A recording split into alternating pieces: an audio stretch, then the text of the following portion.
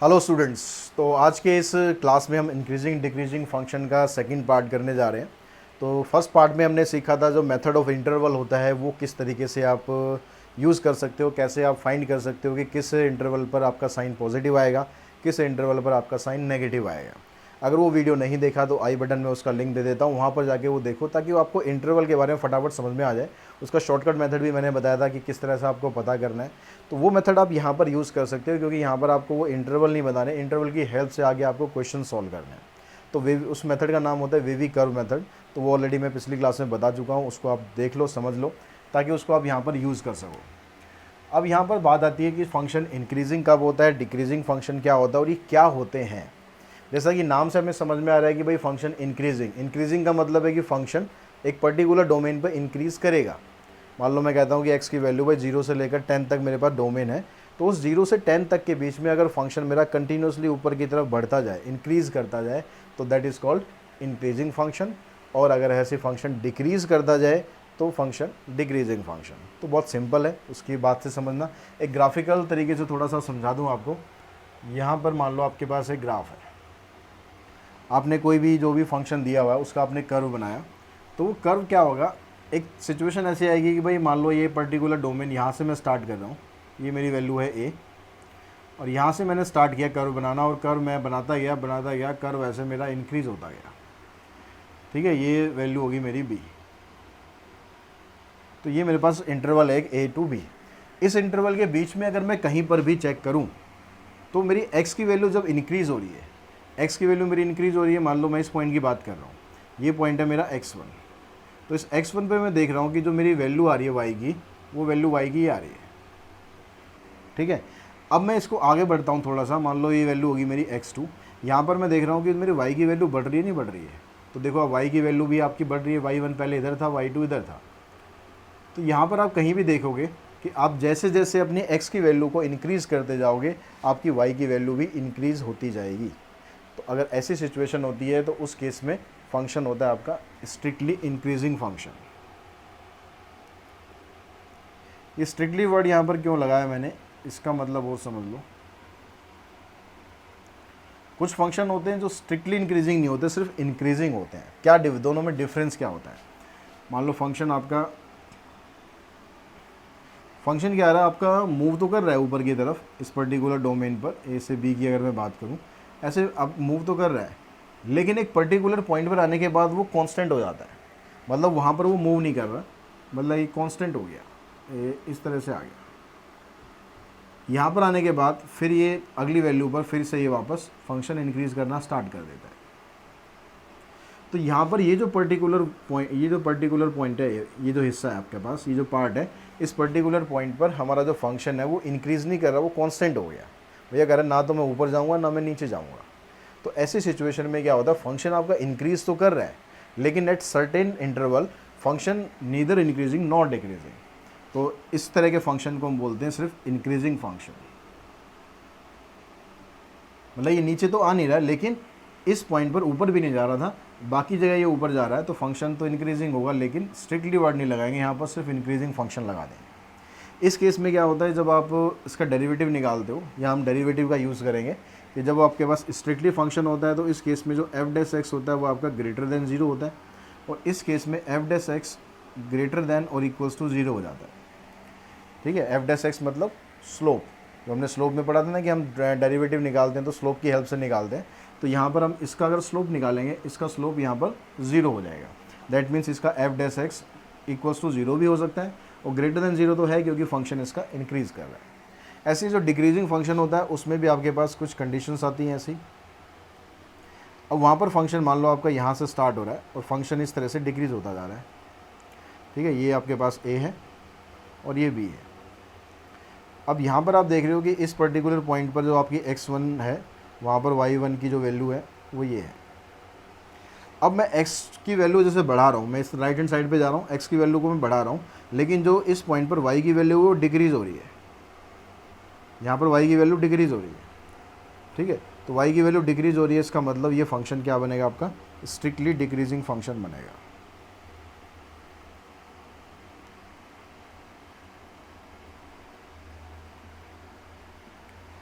ऐसे अगर मैं इस केस में लेता हूँ, सिर्फ अगर मेरे को डिक्रीजिंग शो करना है तो उसका ग्राफ मान लो ये इस तरह से डाउनवर्ड जा रहा है, फिर एक पॉइंट पर आके कांस्टेंट हो गया, कांस्टेंट होने के बाद फिर ये वापस डाउन होना शुरू हो गया।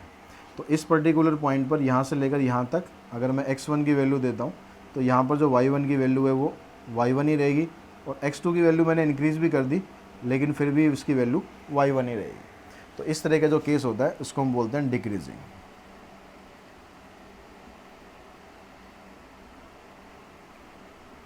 यहाँ पर जो हम इसका डेरिवेटिव फाइंड करेंगे तो जो एफ डैश एक्स होता है इसका लेस देन ज़ीरो आएगा, इसका जो डेरिवेटिव होगा f dash x less then और इक्वल्स टू ज़ीरो होगा। कुछ फंक्शन ऐसे होते हैं जो ना तो इंक्रीज़ करते हैं ना डिक्रीज़ करते हैं एक पर्टिकुलर डोमेन पे, तो वो फंक्शन किस तरह से हो सकता है?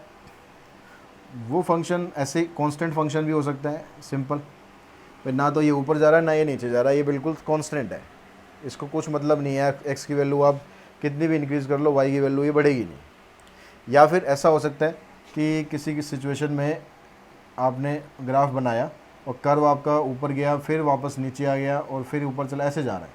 तो अगर मैं इस पर्टिकुलर यहाँ से यहाँ तक की बात करूँ, अगर यहाँ से यहाँ तक की या यहाँ से यहाँ तक की भी बात करूँ, तो यहाँ पर फंक्शन देखो ऊपर की तरफ जा रहा है फिर यहाँ से नीचे आ रहा है। तो इन दोनों केसेस में फंक्शन क्या हमारा नीदर इंक्रीजिंग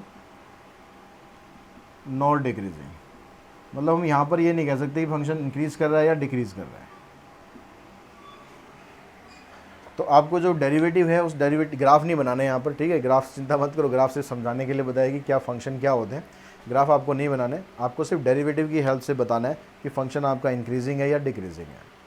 तो यहाँ पर मैं एक चार्ट सा बना देता हूँ, उससे आपको पता लगेगा फटाफट कि आपको करना क्या है क्वेश्चंस में। अब जैसा कि यहाँ पर हमने देखा कि आपके पास अगर डेरिवेटिव ग्रेटर देन ज़ीरो आता है, अगर आपका जो डेरिवेटिव है ग्रेटर देन ज़ीरो आता है तो उस केस में जो फंक्शन है वो क्या हो जाएगा? स्ट्रिक्टली इंक्रीजिंग हो जाएगा। अगर f dash x greater than और इक्वल्स टू ज़ीरो आता है तो फंक्शन आपका इंक्रीजिंग होगा। F dash x less than zero आ गया तो फंक्शन आपका स्ट्रिक्टली डिक्रीजिंग हो गया, और f dash x less than equals to zero आ गया तो फंक्शन आपका डिक्रीजिंग हो गया। तो बस आपको इनकी जो एफ डैश एक्स हैं उनके साइन आपको चेक करने हैं कि वहाँ पर फंक्शन आपका इंक्रीज़ हो रहा है या डिक्रीज़ हो रहा है। अब ये कैसे चेक करना है भाई, इसके लिए हम पिछली क्लास में कर चुके हैं, मेथड ऑफ इंटरवल, उसकी हेल्प से करना है। देखो क्वेश्चन करते हैं पहले इसके एक्सरसाइज के कुछ। Exercise 6.2 question number first question में क्या कहता है आपको? एक्सरसाइज 6.2 में प्रूव करना है आपको कि फंक्शन जो है स्ट्रिक्टली इंक्रीजिंग ऑन आर मतलब रियल नंबर। तो फंक्शन है पहले 3x + 17, ठीक है। सेकंड पार्ट में क्या कहता है आपके पास फंक्शन 7x - 3। तो आपको चेक करना है कि भाई ये फंक्शन आपका रियल नंबर पर इंक्रीजिंग है। तो क्या करना है आपको? हमें एफ डैश एक्स फाइंड करना है। एफ डैश एक्स क्या आ गया आपका? 3 आ गया। अब यहाँ पर x तो ख़त्म ही हो गया ना, यहाँ डेरिवेटिव ग्राफ में 3 आ गया। अगर मैं यहाँ पर कोई भी रियल नंबर लूँ और मैं उसको पुट करूँ for x belongs to every real number, तो मेरी एफ डैश एक्स की जो वैल्यू है उस पर कुछ फ़र्क तो पड़ेगा नहीं, वो तो 3 रहेगी, क्योंकि x तो मैं यहाँ पुट कर ही नहीं पाऊँगा, x है ही नहीं। तो इसका मतलब हर एक केस में हमारी वैल्यू 3 रहेगी। 3 का मतलब क्या हो गया कि जो हमारी वैल्यू है वो ग्रेटर देन ज़ीरो है।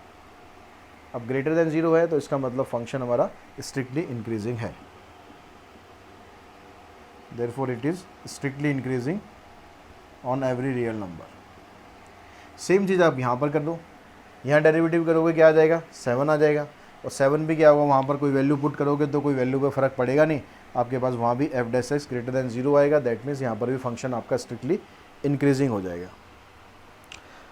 सेकेंड क्वेश्चन है, उसमें कहता है show that the function given by f x equals to 3 - 7x is strictly decreasing. यहाँ पर क्या कह रहा है? 3 - 7x ये दिया हुआ है आपको एफ एक्स, ठीक है। इसका डेरिवेटिव फाइंड करो, इसका डेरिवेटिव फाइंड करेंगे तो क्या आ जाएगा? -7। अब -7 आ रहा है, that means less than zero आ गया, लेस देन ज़ीरो आया तो स्ट्रिक्टली डिक्रीजिंग आ जाएगा। तो बस इस तरह डेरिवेटिव करके आप बड़ी इजीली बता सकते हो कि भाई फंक्शन आपका क्या आने वाला है। सेकंड क्वेश्चन है, सेकंड पार्ट है इसका 1 minus 1 upon x. Second part है इसका 1 minus 1 upon x. F dash x निकालो। प्रूव क्या करना है, ये यहाँ पर स्ट्रिक्टली इंक्रीजिंग प्रूव करना है हमें। तो एफ डैश एक्स निकालोगे, 1 का 2 0 हो गया, minus 1 upon x. 1 upon x का डेरिवेटिव होता है माइनस 1 अपॉन एक्स स्क्वायर। तो ये माइनस माइनस प्लस हो गया, तो ये आ गया 1 अपॉन एक्स स्क्वायर। अब यहाँ पर क्योंकि एक्स स्क्वायर आ रहा है तो एक्स स्क्वायर में आप कोई भी वैल्यू पुट करोगे ज़ीरो को छोड़कर, ठीक है, ज़ीरो को छोड़कर तो आप कोई भी वैल्यू यहाँ पर पुट करोगे तो आपका जो आंसर है वो क्या आएगा, पॉजिटिव ही रहेगा। पॉजिटिव रहेगा इसका मतलब हमारा ये जो फंक्शन है स्ट्रिक्टली डिक्रीजिंग आ जाएगा। तो it is strictly decreasing on every real number except zero, क्योंकि ज़ीरो आप पुट नहीं कर सकते हो, ज़ीरो पुट कर दिया तो फंक्शन नॉट डिफाइंड हो जाएगा, ठीक है। उसके बाद नेक्स्ट क्वेश्चन है, उसमें भी कहता है prove that the function 3 + 1 by strictly increasing. इसी टाइप का फंक्शन दिया हुआ है, सेम आप इसी तरीके से कर सकते हो।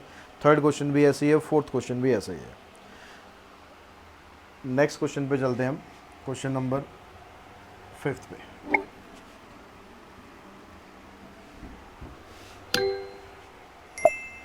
तो फिफ्थ क्वेश्चन में, फोर्थ क्वेश्चन में कहता है show that the function f x equals to e minus 2x,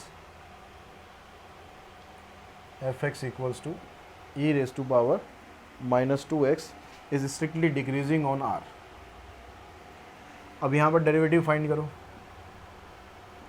derivative find करोगे तो क्या डेरिवेटिव करेंगे, ई की पावर एक्स का सेम ही रहता है, ई की पावर माइनस 2x, फिर माइनस 2x का करेंगे तो आ जाएगा माइनस 2। तो ओवरऑल हमारे पास क्या आया, माइनस 2 ई की पावर माइनस 2x।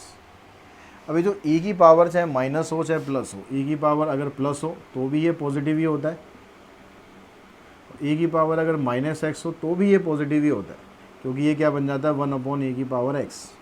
तो इसका मतलब ये तो साइन पे कुछ फ़र्क डालेगा ही नहीं, ये तो पॉजिटिव ही रहेगा। तो बाहर क्या साइन है, इसके पास नेगेटिव साइन है, यानी आप कोई सी भी वैल्यू यहाँ पर डालोगे एक्स की तो आपका जो साइन है वो नेगेटिव ही आना है। तो therefore F dash x is less than 0 on every real number, so it is a decreasing strictly decreasing function.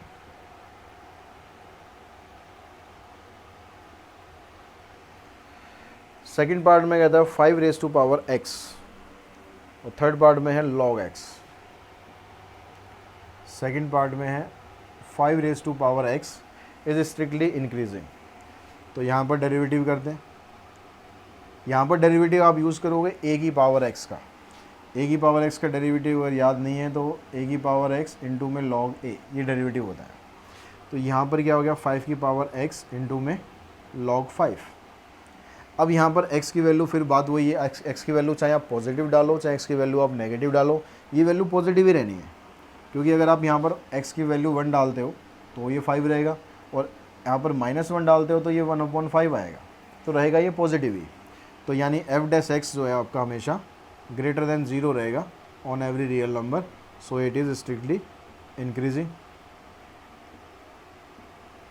On R. Fifth question में एक्स के की वैल्यू आपको बतानी है। एफ एक्स आपको दिया हुआ है के एक्स क्यूब प्लस में 5, के एक्स क्यूब प्लस में 5। तो अब यहाँ पर ये कह रहा है कि फंक्शन जो है डिक्रीजिंग है, इट इज़ डिक्रीजिंग फंक्शन।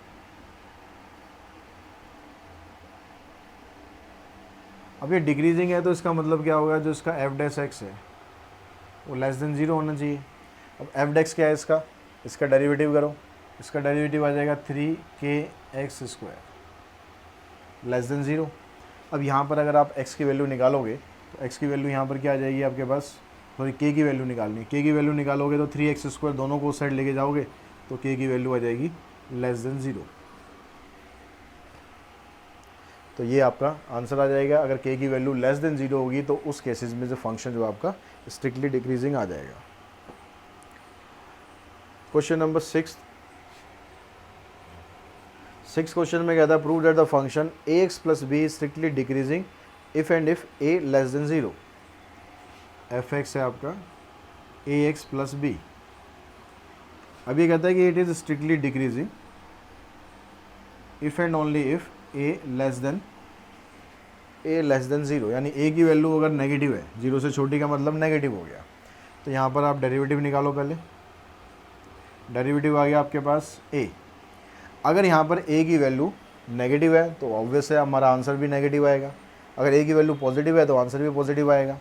तो अगर हम कहते हैं if a less than zero then f dash x is less than zero. अगर f dash x less than zero हो गया तो इसका मतलब it is strictly decreasing. Question number seventh question में कहता है prove that the function x cube minus six x square plus में 12x प्लस में 5 is increasing on R. F x हमें दिया हुआ है x cube minus six x square, x cube minus six x square plus 12x plus 5। तो ये function कह रहा है इंक्रीजिंग है ऑन एवरी रियल नंबर। तो सबसे पहला काम क्या है, डेरिवेटिव निकालना है। तो डेरिवेटिव करो। डेरिवेटिव आ गया इसका 3x square minus 12x plus में 12। इसको सिंप्लीफाई करो, इसको फैक्टर कर लो जितने कर सकते हो। पहले तो कॉमन निकाल लेते हैं। कॉमन निकालने के बाद आपके पास ये बच गया। अब यहाँ पर ये देखो जो x square minus 4x plus 4 आ रहा है, इसको अगर मैं ऐसे लिख दूँ x माइनस 2 का होल स्क्वायर तो कोई दिक्कत तो नहीं। अब अगर यहाँ पर आप x की वैल्यू कुछ भी पुट करते हो, x की वैल्यू आप कुछ भी पुट करते हो तो आपका आंसर या तो देखो ज़ीरो हो सकता है, अगर x की वैल्यू 2 पुट करोगे तो ज़ीरो हो सकता है, या फिर पॉजिटिव आएगा, नेगेटिव तो कहीं नहीं जाएगा।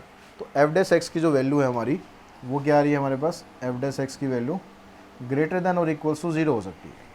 अब greater than equals to zero है, दैट मीन्स फंक्शन आपका इंक्रीजिंग है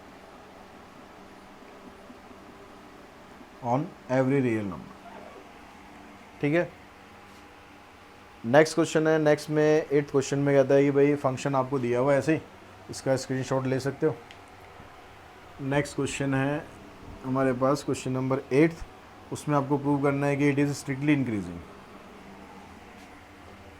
तो वहाँ पर आपको दिया है 4x cube minus 18x square, 4x cube minus 18x square plus 27x minus 7 is strictly increasing on R. तो यहाँ पर आप क्या काम करो, एफ डैश एक्स निकालो। 3 4 ज़ा 12 एक्स स्क्वायर 36x प्लस में 27। तो यहाँ से कॉमन निकल जाएगा आपके पास, 3 कॉमन निकल रहा है तो रहेगा 4x स्क्वायर और 12x प्लस में 9। अब यहाँ पर आप इसको अगर ध्यान से देखो तो इसको आप कैसे लिख सकते हो, 3 इंटू में 2x माइनस 3 का होल स्क्वायर। अब ये चीज़ आपको समझनी है। डायरेक्ट अगर लिख सकते हो तो डायरेक्ट लिखो, डायरेक्ट नहीं लिख सकते हो तो फिर आपको स्प्लिटिंग मिडिल टर्म करो, उससे भी निकल जाएगा। स्प्लिटिंग करेंगे तो देखो 9 4 ज़ा 36 के फैक्टर करने हैं जिससे आपके पास 12 आ जाए। तो क्या क्या हो सकते हैं आपके पास, 36 के 6 और 6, ये 2 फैक्टर हो गए। तो अगर मैं इसको ऐसे लिख दूँ -6 प्लस 9, यहाँ से 2x कॉमन तो 2x माइनस 3, यहाँ से -3 कॉमन तो 2x माइनस 3। तो एक फैक्टर ये आ गया 2x माइनस 3, दूसरा फैक्टर भी आ गया आपके पास 2x माइनस 3। तो दोनों केसेस में फैक्टर आपका सेम आ रहा है तो 2x माइनस 3 का स्क्वायर। तो और डायरेक्टली आप समझ सकते हैं तो डायरेक्टली लिख दो, डायरेक्टली नहीं समझ पा रहे, दिक्कत आ रही है तो फिर फैक्टर करो स्प्लिटिंग, बाद में वो अपने आप आ ही जाना है। अब यहाँ पर भी देखो स्क्वायर आ रहा है, यहाँ पर अब ये स्क्वायर आ रहा है तो यहाँ पर भी क्या होगा, आपकी जो वैल्यू है वो ग्रेटर देन ज़ीरो ही आएगी या इक्वल्स टू ज़ीरो हो सकती है। तो एफ डैश एक्स क्या हो गया, ग्रेटर देन और equals to zero on every real number. ठीक है, therefore f x is increasing on are.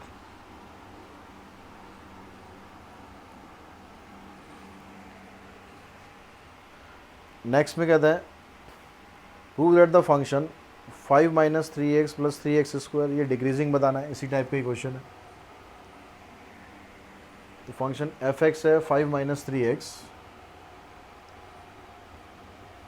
5 minus 3x plus 3x square minus x cube plus 3x square minus x cube. तो derivative करो इसका। तो ये तो zero हो जाएगा, -3 प्लस में 6x -3x²। अब यहाँ पर जो स्क्वायर वाली टर्म है वो नेगेटिव है, तो आप यहाँ से -3 कॉमन निकालो। -3 कॉमन निकालोगे तो ये 1 आ जाएगा, ये -2x आएगा और ये +x² आएगा। तो इसको हम ऐसे भी लिख सकते हैं, x² -2x + 1, ये बन गया आपके पास x - 1 का होल स्क्वायर। अब यहाँ पर जो x - 1 का होल स्क्वायर है ये तो आपको पॉजिटिव वैल्यू देगा, लेकिन इसके बाहर नेगेटिव साइन लगा हुआ है, तो जो सारी वैल्यू है हमारी वो नेगेटिव ही आएंगी। तो इसका मतलब क्या हुआ कि जो f' है वो हमेशा नेगेटिव वैल्यू अटेन करेगा और इक्वल्स टू 0 भी कर सकता है on every real number. Therefore it is decreasing on every real number. तो इस तरीके से हम ये क्वेश्चन भी प्रूव कर सकते हैं। तो 10th क्वेश्चन में देखते हैं बच्चों, कहता है determine whether the following function are increasing और decreasing for the stated value of x। यानी x की जो वैल्यू यहाँ पर आपको दी हुई है उसके हिसाब से आपको बताना है कि ये फंक्शन यहाँ पर इंक्रीज़ करता है या डिक्रीज़ करता है। तो इसका जो फर्स्ट पार्ट है उसमें आपको f(x) दिया हुआ है 1/x, इसका डेरिवेटिव कर लो, डेरिवेटिव हो गया इसका -1/x²। अब जो इसका डोमेन दिया हुआ है, डोमेन कह रहा है x < 0। अब यहाँ पर देखो, यहाँ पर जब x के ऊपर स्क्वायर आ गया तो x की वैल्यू चाहे आप <0 डाल लो चाहे आप >0 डाल लो, उसकी वैल्यू तो पॉजिटिव ही रहनी है इस x² की। लेकिन ऊपर जो नेगेटिव साइन लगा हुआ है दैट मीन्स यहाँ पर आप कोई भी वैल्यू डालोगे तो आंसर आपका हमेशा नेगेटिव ही आएगा। तो that means f' is <0 for all x <0। यानी x की जो डोमेन यहाँ पर दी हुई है हमें उसके हिसाब से बताना है। वैसे तो सभी पर <0 आएगा, पर हमें इसके हिसाब से बताना है। तो यहाँ पर आ गया कि भाई x की वैल्यू अगर <0 है तो f' भी <0 है। That means function is decreasing. Question में इंक्रीजिंग डिक्रीजिंग वर्ड ही लिखा हुआ है तो बस वही लिख दो आप। सेकेंड पार्ट में f(x) आपको ये दिया हुआ है, इसका भी पहले डेरिवेटिव कर लेते हैं। तो ऊपर क्योंकि कांस्टेंट टर्म है तो आप क्वोशिएंट रूल भी लगा सकते हो, अगर डायरेक्ट डेरिवेटिव करना चाहो डायरेक्ट भी कर सकते हो। तो हो जाएगा -2x अपॉन में 1 + x² का होल स्क्वायर, ये इसका डेरिवेटिव आ गया। अब क्योंकि डोमेन आपको दिया है x > 0, अगर मैं =0 को लेके चलूँ और x की वैल्यू यहाँ पर 0 पुट करूँ तो ओवरऑल हमारा आंसर 0 तो आ ही जाएगा। अगर >0 पुट करें, >0 का मतलब x की वैल्यू पॉजिटिव पुट करोगे। यहाँ पर सपोज आप x की वैल्यू कोई कुछ भी पॉजिटिव पुट करके देखो, तो यहाँ पर क्या हो रहा है आपके पास, ये -4 आ गया, नीचे 4 प्लस में 1 5 का स्क्वायर 25। तो आपके पास आंसर जो है वो माइनस में आएगा, कोई से भी वैल्यू आप पुट करके देखोगे। तो f' की जो वैल्यू है वो यहाँ पर क्या आ रही है, <0 हो सकती है for all x > 0। That means यहाँ पर भी फंक्शन आपका डिक्रीजिंग आ जाएगा।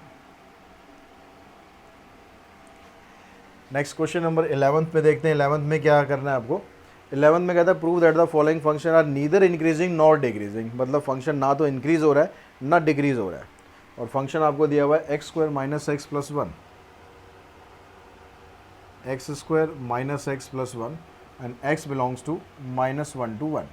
यानी ये जो डोमेन है, इस डोमेन पर, इस पर्टिकुलर डोमेन पर, सबकी बात नहीं कर रहा, इस पर्टिकुलर डोमेन पर ये फंक्शन ना तो इंक्रीज कर रहा है ना डिक्रीज कर रहा है। तो पहले तो आप क्या करो, f' निकालो, या 2x - 1। अब इस इंटरवल में से कोई दो वैल्यू ऐसे सिलेक्ट करने की कोशिश करो कि एक से वैल्यू का साइन जो आपका नेगेटिव आ जाए f' का, और एक से जो f' का साइन है वो पॉजिटिव आ जाए। तो यहाँ पर हम एक वैल्यू तो कुछ भी आप ले लो, पहले मान लो हमने 0 ले ली, 0 इसको बिलोंग कर रहा है। अब यहाँ पर वैल्यू पुट करो, आंसर आ गया आपका -1, यानी <0 आ रहा है। अब क्या 0 के अलावा यहाँ पर कोई और ऐसी वैल्यू हो सकती है जिससे इसका आंसर पॉजिटिव आ जाए f' का? तो अगर मैं देखो यहाँ पर पुट करूँ 0.6, तो यहाँ आ गया 2 इंटू में 0.6 -1 दैट इज़ 1.2 -1 = 0.2 विच इज़ > 0।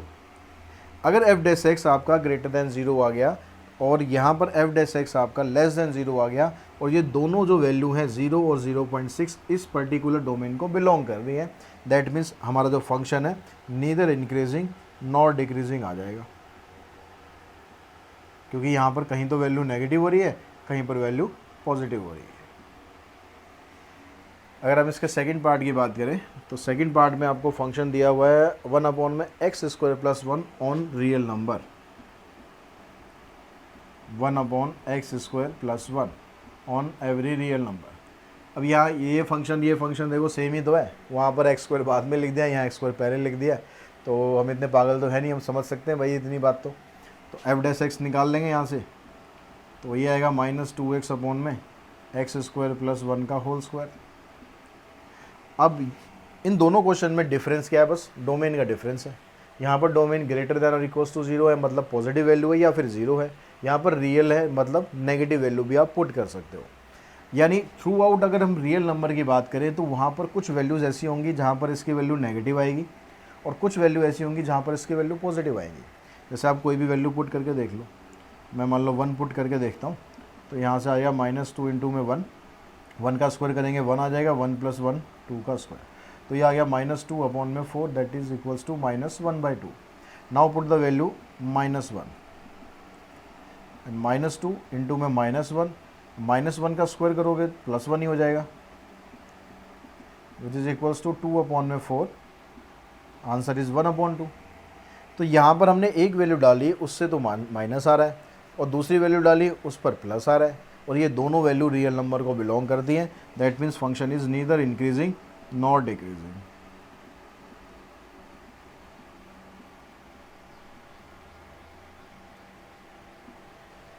तो इस तरह आप इसको प्रूव कर सकते हैं।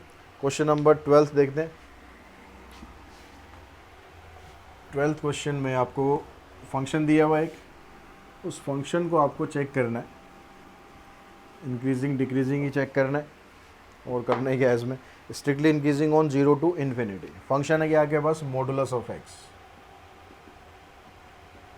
f(x) है mod x, तो इसका डेरिवेटिव करेंगे। mod x का डेरिवेटिव क्या होता है, x/में mod x for x not equals to 0। अब जो फर्स्ट पार्ट है उसमें कहता है कि भाई आपको फंक्शन प्रूव करना है कि ये स्ट्रिक्टली इंक्रीजिंग है ऑन 0 to ∞। अब 0 to ∞ का मतलब हो गया कि यहाँ पर जितनी भी वैल्यूज़ हैं वो कौन सी पुट करनी है, आपको पॉजिटिव वैल्यू पुट करनी है। अब जो डिनोमिनेटर है इसका, यहाँ तो मॉडुलस ऑफ x आ रहा है, तो डिनोमिनेटर तो आपको हमेशा पॉजिटिव वैल्यू ही देगा, लेकिन जो आपका न्यूमरेटर है वही आपका साइन डिसाइड करेगा। अब क्योंकि आप वैल्यू जो पुट कर रहे हो 0 to ∞ के बीच में कोई पॉजिटिव वैल्यू ही होगी, तो पॉजिटिव वैल्यू पुट करने पर ऊपर का जो साइन है न्यूमरेटर का वो पॉजिटिव ही रहेगा। दैट मीन्स जो f' है वो >0 ही रहेगा ऑन 0 to ∞। ठीक है, आप यहाँ पर कुछ वैल्यू पुट करके दिखाना चाहो दिखा सकते हो, कोई मैंडेटरी नहीं है, आपको बस पता होना चाहिए कि भाई किस तरह से आपकी वैल्यू >0 आ रही है। अब >0 आ रही है, दैट मीन्स आपका जो फंक्शन है वो हो गया, यहाँ पर क्या पूछा था इसने, स्ट्रिक्टली इंक्रीजिंग हो गया। सेकंड पार्ट में कहता है कि जो ये आपका जो इंटरवल है -∞ से लेकर 0 है। अब -∞ से 0 का मतलब है कि नेगेटिव वैल्यू पुट करोगे, और नेगेटिव वैल्यू न्यूमरेटर में पुट करोगे तो नेगेटिव ही रहेगा। डिनोमिनेटर में नेगेटिव करो चाहे पॉजिटिव करो, कोई फ़र्क नहीं पड़ना। तो यानी जो ओवरऑल हमारा आंसर है वो क्या आना चाहिए, f' <0 आ जाएगा on this interval. So f(x) is strictly decreasing. इस तरीके से आप इसको प्रूव कर सकते हो। तो आज के इस वीडियो में हम क्वेश्चन नंबर 12 तक ही करते हैं, क्योंकि 13th क्वेश्चन में 10 पार्ट्स हैं, यानी 10 क्वेश्चंस हैं, उसके अलावा 2-3 क्वेश्चन और दिए हुए हैं। तो ये सारे इस वीडियो में करेंगे तो बहुत लंबा हो जाएगा, डाटा भी आपका ज़्यादा लग जाएगा, तो इसको हम नेक्स्ट पार्ट में करते हैं। नेक्स्ट पार्ट में ये सारे क्वेश्चन हम फिनिश करेंगे एक्सरसाइज 6.2 के। आपको कोई डाउट है, कोई क्वेश्चन है, तो आप मुझे कमेंट बॉक्स में लिख सकते हैं, मुझे व्हाट्सअप कर सकते हैं, या फिर टेलीग्राम चैनल हमारा बना हुआ है उसमें आप जुड़ सकते हैं, जिसका लिंक आपको डिस्क्रिप्शन बॉक्स में दिया हुआ है। तो आज की इस वीडियो में इतना ही। Thanks to all of you.